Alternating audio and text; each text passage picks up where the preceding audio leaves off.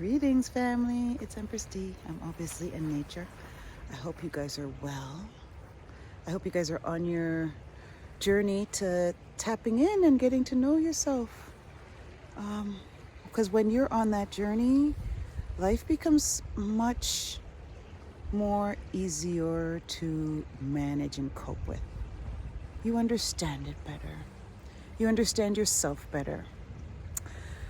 What I wanted to talk today about are triggers, family. We all have them. Every last one of us has triggers. And triggers can come in so many different forms. It can come in so many different ways and forms. I have a perfect example of a trigger. And I'm going to use one of my children as an example.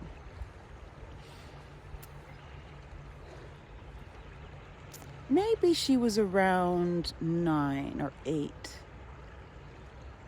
at the time, my youngest child. And we were traveling through the airport. And it was just the four of us at the time. It was her father and her brother and myself.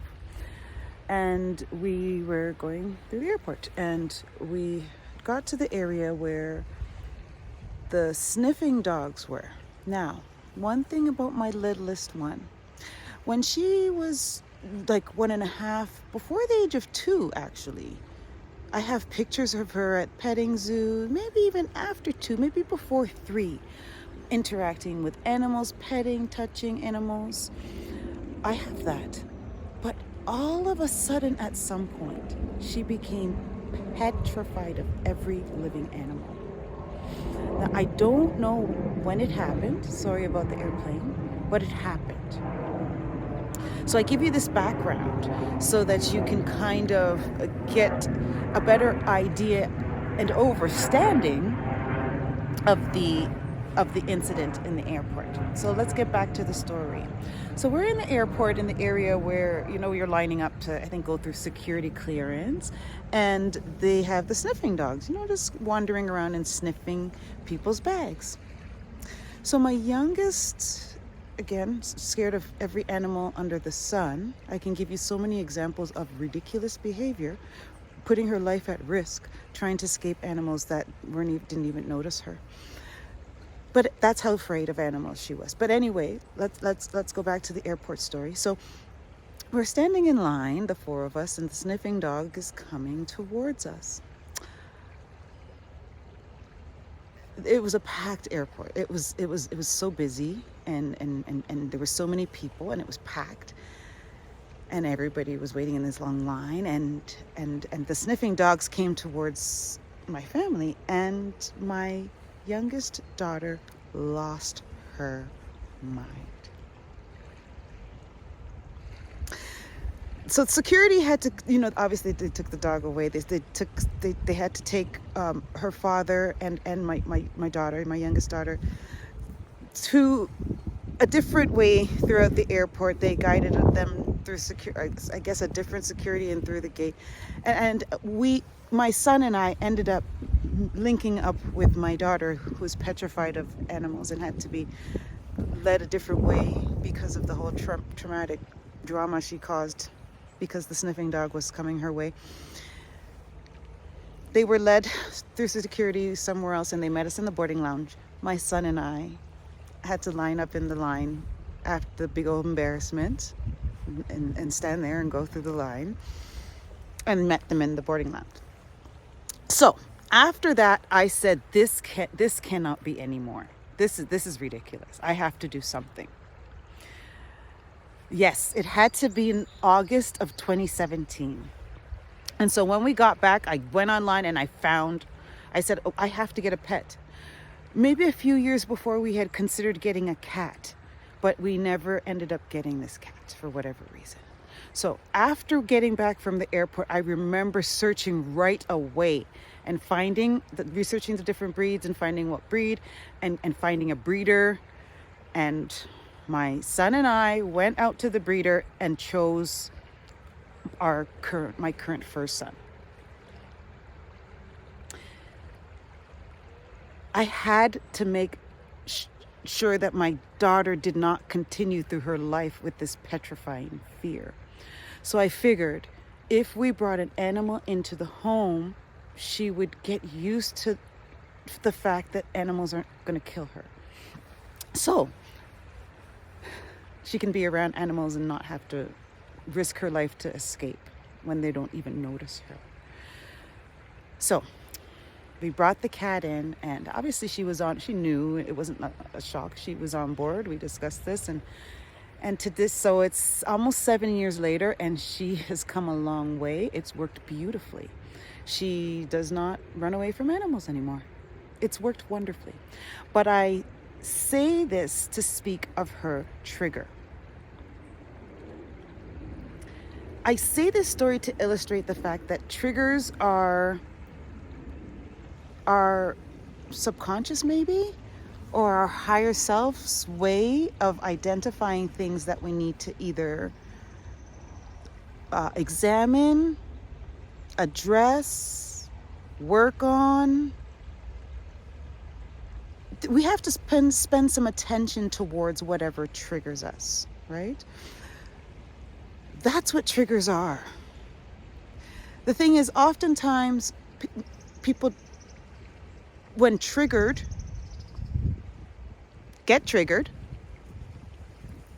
react in whatever way they react, when they're triggered, react in whatever way they choose to react. Some people react in lashing out, some people react in substances to numb down their feelings. It all depends on it's obviously relative, right? So that's how most people deal with their triggers. It's very rare that people examine the behavior as to why they are triggered. You see, there's so much value in doing that. The value in doing that is that if you think about it like this, what triggers you controls you. It's like this trigger is an automatic response that you can't control. And then whoever or whatever is triggering you has that power. But if you figure out and you discern your triggers and address them, then guess what? They are no longer a trigger. And therefore, whatever triggers you no longer has that control over you. I hope that makes sense.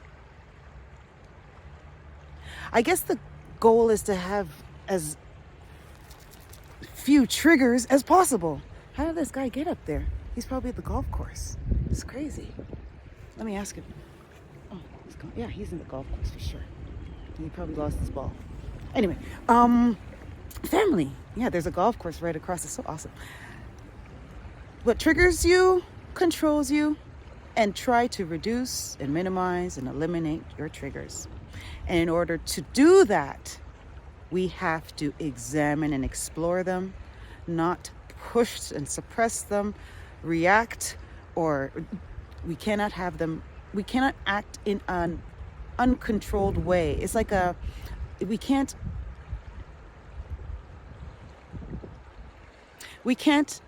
act without deliberate. It can't be out of your control, is what I'm saying. Anytime you're not in control, there's always room for error. I don't know how to put it. Triggers have power over you. It's like if somebody flicks you, you're going to automatically feel it, right? It's automatic response. So in order to minimize that automatic response and have control over your responses, gotta identify and address your triggers, family. And identifying and addressing the triggers means kind of painful, uncomfortable work sometimes, right? And that's the thing. People don't want to do it. People don't want to feel uncomfortable. People don't want to examine the things about them that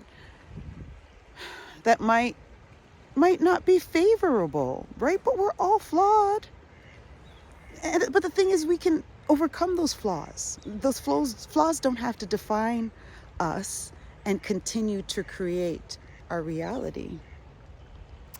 family, I am going to continue to walk and enjoy nature. I just wanted to, check in and say what's up, and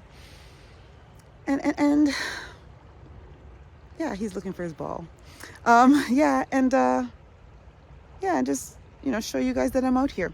I know you don't need to see that I'm out here, but I want to kind of inspire you guys, and also I'm committing to being creative and outputting. I take in a lot of content from YouTube, right? I took on a lot of educational stuff.